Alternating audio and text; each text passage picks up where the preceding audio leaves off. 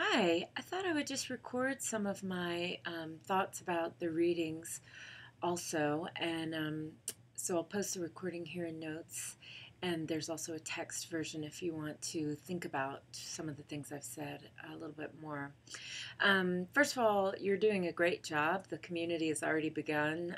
The conversations are rich and really, really interesting, and so thank you for that. That's great. And so, what I have to say about, I don't have that much to say about the Making Shapely Fiction readings because I feel like you all are discussing them deeply and well. The one thing I would say about the facade, the idea of the facade story, is it's also known as unreliable narrators in other kind of nomenclatures about writing.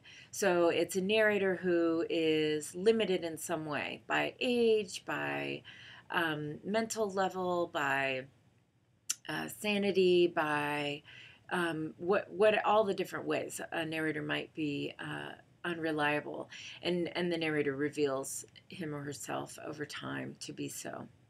So that's what we're dealing with here in The Half-Skinned Steer. And I want to talk some more about that story, which has such an unreliable narrator, such a unlikable narrator, I find, frankly. But Annie Proulx, who wrote this story, has lots of unreliable narrators. It's something she plays with. Or maybe not just unreliable narrators, but she speaks for people that aren't always spoken for, I guess.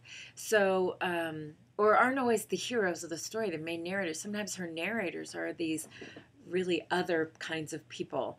So, for example, in Shipping News, her novel Shipping News, there's a character named Coyle, and he is described as a damp loaf of bread, I think, in the very beginning of that book.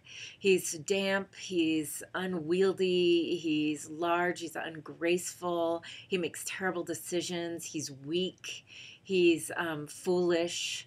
But he's our narrator. He's the main character throughout the text, which I think is really interesting. She also wrote Brokeback Mountain, which is one of the first mainstream uh, stories, texts, stories to really tackle the idea of homosexuality, homoeroticism, and cowboy life. And, it's been made into a movie and to great success. It's a heartbreaking story. So she is not afraid to go out into the wilds of human character, as I think the Half-Skinned Steer kind of does. So, first of all, I love that first line in the story where she basically sums up this whole man's life in a sentence. What? Try that sometime. That's really interesting.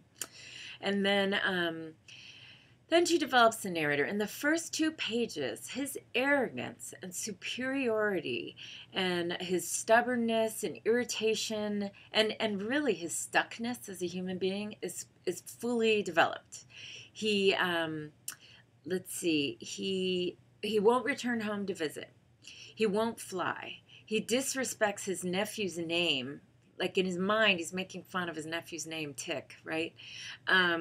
He's sort of mocking in his mind his nephew's wife's countryness, and thinks he would dodge an emu just fine. His brother may have been killed by one, but he would never be killed by one, right? So, and nowhere in there is a shred of compassion, sorrow for his brother Rollo's loss, any of those things, right? So he's this very like one-dimensional traditionalist, really hard person. So, but there's this other line in those first two pages where he kicks down memories of the ranch, as if those memories are like animals, right? Or there's something they're alive and they have to be kicked down. So that gives us a little hint about some kind of sorrow he's experienced, right? Which maybe led him to be who he is. Ignore all those people going by. It's the culinary class. So there's also three different stories in this, three different main stories, right? There's the 83-year-old man driving across country. There's the tin head and his half-skinned steer folktale story being told by the super strangely hot girlfriend of Marrow's father. And then there is the 23-year-old story of lust and radical rejection and discomfort with lust. He has that little incident with the anthropologist. He can't bear his feelings for his father's girlfriend. He constantly imagines his brother having sex with this girlfriend, and he flees. He just flees his life, right? And his family forever. He never goes back. He goes to war, gets married, has a whole life, never goes back, right? So we're not entirely sorry, or I should say, I'm never entirely sorry when I read the end when he's out in the snow and the cold. Um, he's been unrelenting and hard, and his character is so stunted. It's just difficult to have any kind of love for him, actually. But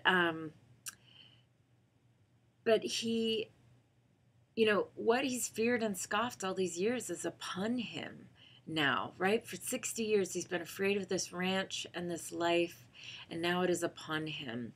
And one thing I want to draw your attention to is the second to last paragraph. He describes the ranch, and it is like an animal. He uses personification to make it come alive. The cliffs rear, the snow smokes like steam. There's the white flank of the ranch, the black tangles of willow bunched like a dead hair, right? I'm using notes. So it reveals to us this is a very visceral experience, this very physical response he has to the ranch and to these memories. And now they are stalking him like that half-skinned steer with that red eye, that hellish, satanic sort of red eye. So it's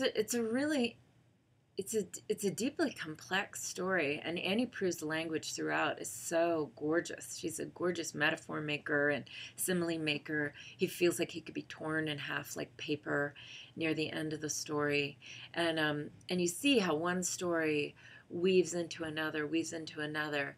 But the reason I chose this is because he's such an unreliable. We see everything through his eyes, and he reveals his limits to us in that way. So I wanted to have that example of a facade here for you. So those are my comments. They're, of course, not the last say on this story at all. I'm really looking forward to what you all think about it, what things you found in it. But I just wanted to offer those things that I especially like about it, for your thoughts. So have a great weekend.